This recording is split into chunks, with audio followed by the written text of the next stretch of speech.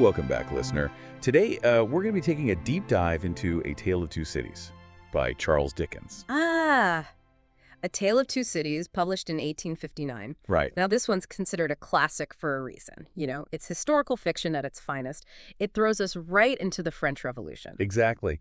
And, just looking at the cover, you get a sense of this story moving between London and Paris. Mm-hmm.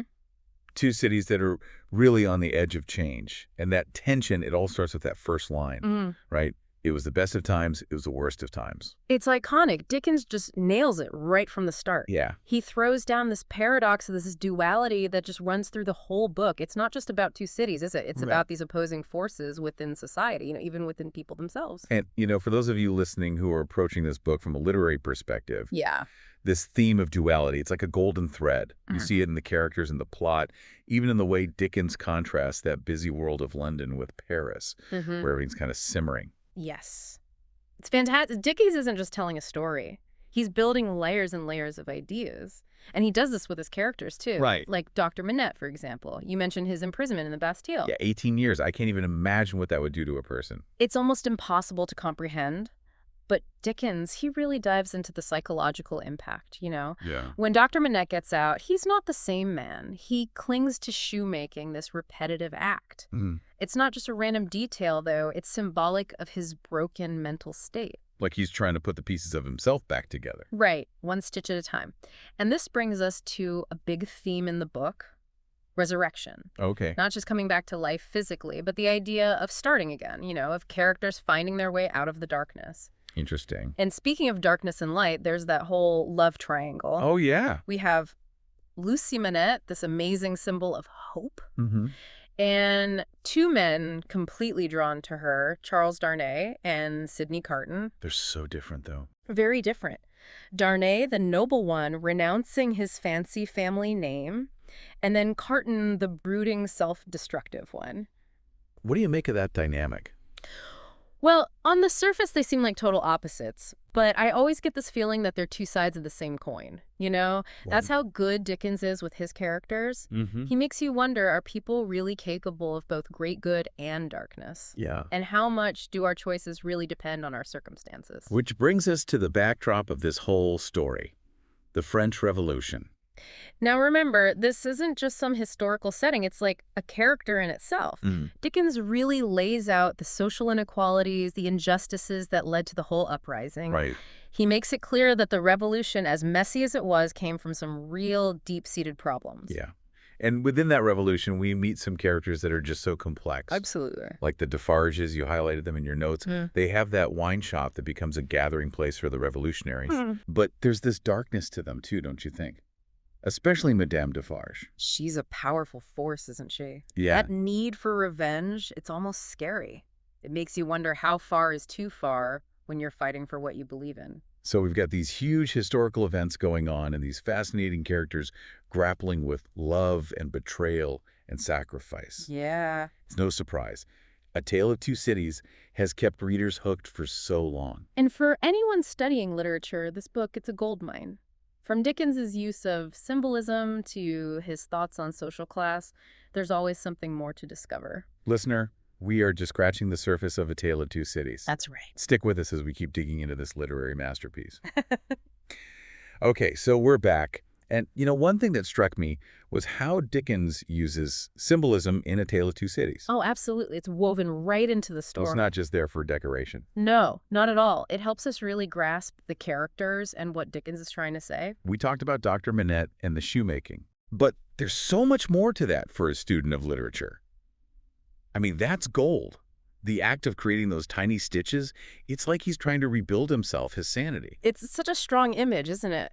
It is. And when you connect it back to the whole novel, that shoemaking, it becomes a metaphor for resurrection. Okay. Dr. Manette trying to piece his life back together, and then Carton finding his own sort of twisted rebirth through sacrifice. So Dickens is saying, even in destruction, something new can come about. Exactly. And you see this idea reinforced throughout the book, this back and forth between light and darkness. You have Lucy, this shining beacon of hope against all the grim stuff happening with the revolution. And speaking of contrast, I keep thinking about Carton and Darnay. Yes, they're fascinating, aren't they? We talked about how different they seem, but then there's that scene in the courtroom where they're mistaken for each other. Oh, that's a key moment. It is, not just for the plot, but for what it tells us about what Dickens was really getting at. It's like he's playing with this idea of doubles. Like, maybe we all have the potential for good and bad inside us. That's a thought. And that links right back to how he portrays the French Revolution. Okay. It's about change and justice, but Dickens doesn't shy away from the brutal parts. You know how it can consume people? Like Madame Defarge. Her thirst for revenge, it makes you think, can any revolution really escape violence? So it's a warning then. In a way, yes, it's relevant even now. How do we balance wanting change with the dangers of going too far? Dickens doesn't give us easy answers. He makes us think, though. He certainly does, and he does it all while creating these incredibly vivid places. We keep saying two cities, but they're more than just backdrops, aren't they? Of course. London, it represents order, tradition, but also the old injustices that haven't gone away. Right. In Paris, it's all about the energy of revolution, the possibility of change, but also the chance for everything to fall apart. So every society, every time period, has these opposing forces. That's right. And as students of literature, we can look at how Dickens uses literary devices to make these ideas come alive. We'll take his descriptions. For example, they're packed with sensory detail. You feel like you're really there in the dirty streets of London or the tense atmosphere of Paris. Like you can smell the fresh bread and the blood in the street. Exactly. Dickens was a master at bringing a place to life, not just what it looks like, but the sounds, the smells, even how it feels to be there. And that's what makes A Tale of Two Cities so captivating even now. So we have symbolism, historical context, social commentary, this incredible use of language. No wonder this book still has people talking. And for those of you just starting out with it, remember, A Tale of Two Cities is more than a story. Okay. It's a conversation about what it means to be human, about that struggle between hope and despair, justice and revenge. It's a book that stays with you. Yeah. And that's really what this deep dive is about. What parts stood out to you? What sparked your curiosity? Think about those things, because we're going even deeper in the last part of our journey. All right, we're back. And now I want to get into some of the things that make A Tale of Two Cities more than just a good story.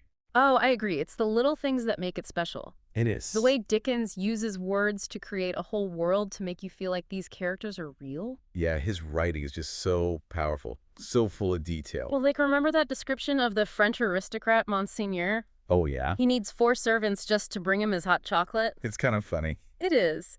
But it's also Dickens' way of pointing out how over the top the ruling class was. He's not afraid to criticize society, is he? Not at all. And he does it with such wit and intelligence. It's like a masterclass in satire. Exactly. And he even puts this level of detail into his smaller characters. Like Jerry Cruncher. Oh, yes. The bank porter with a secret. He's got that side hustle. The resurrection man, he calls himself. That's a grave robber for those of you who don't speak 1800 slang. Right. And Dickens uses this to show us that even in London, a place that thinks it's so civilized, there's a darkness underneath. So it's a reminder that things aren't always what they seem. Exactly. And it connects back to those bigger themes of life and death, resurrection that run through the whole book. Yeah, it's like Dickens is always reminding us how fragile life is, especially with the French Revolution going on. In London, death is a private thing. But in Paris, it's a public spectacle, a tool to scare people. And that leads us to one of the most famous symbols in literature, the guillotine. You can't escape it, can you? It hangs over the whole story, this constant reminder of the violence and chaos of the revolution. But it's also where Sidney Carton finds redemption. Yes. His sacrifice taking Darnay's place. It's both heartbreaking and inspiring. It is. I still get chills when I read those last lines. It is a far, far better thing that I do than I have ever done. It is a far, far better rest that I go to than I've ever known. So powerful. It really shows you the power of love. Absolutely. And how you can find meaning even in death. It's a moment of complete transformation. And it circles back to that theme of resurrection, doesn't it? Yeah. It does. Carton's death, even though it's sad, it allows new life to begin. It's like Dickens is saying that our actions matter, that even in the middle of chaos, there can still be hope. So listener, as we wrap up our deep dive into A Tale of Two Cities, remember this, it's more than just a historical novel. It's about the human spirit, about how we're capable of great love and terrible violence. It makes you question things. It does. It makes you think about your own values. And for those of you studying literature, it's full of amazing writing techniques and themes that are still relevant today. There's so much to uncover. So think about what stood out to you, what you learned from this deep dive. Because the best thing about literature is that it gets people talking. It sparks our imagination. And we hope this deep dive has done just that for you. Until next time, keep exploring.